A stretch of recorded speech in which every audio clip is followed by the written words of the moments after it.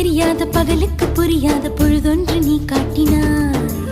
இதயத்தில் நீ இருப்பதனால் நான் தூங்கும் நேரத்தில் என்னுள்ளே தூங்காமல் நெஞ்சுக்குள் வாயாடினாய்.